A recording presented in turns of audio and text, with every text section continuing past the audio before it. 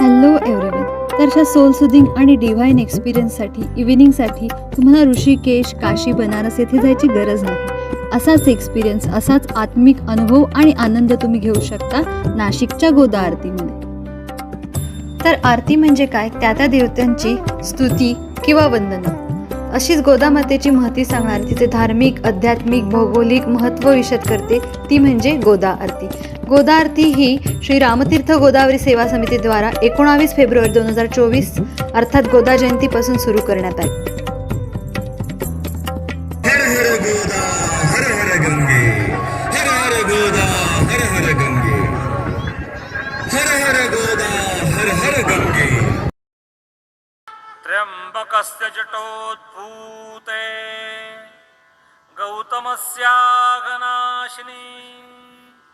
सप्तधा सागरं यान्ति गोदावरी नमोस्तुते, गोदावरी नमोस्तुते, गोदावरी नमोस्तुते.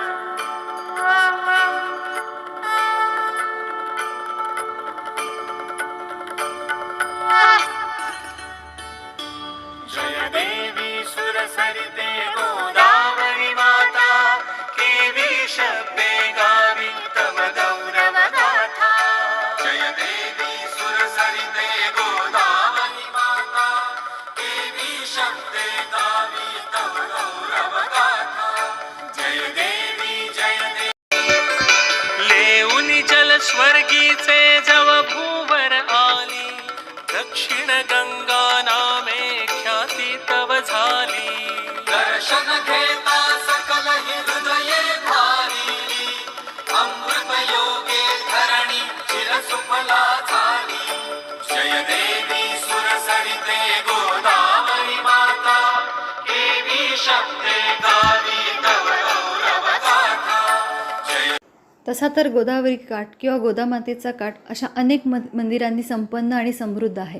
पण त्यातही गोदावरी मातेची 2 प्राचीन मंदिरं आहेत. त्यातील एका मंदिराच्या ठिकाणी अरुणा, वरुणा आणि गोदावरी मातेचा संगम होतो आणि ह्या ठिकाणी नाशिक पुरोहित संघातर्फे गोदावरी मातेची आरती नित्यपणे चालू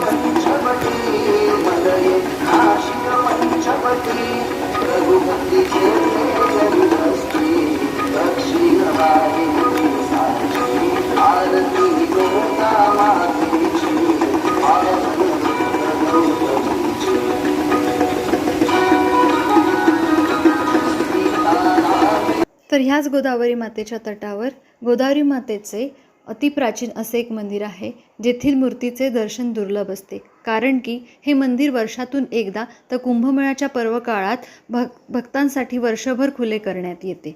अशी ही गोदावरी मातेची अतिप्राचीन मूर्ती.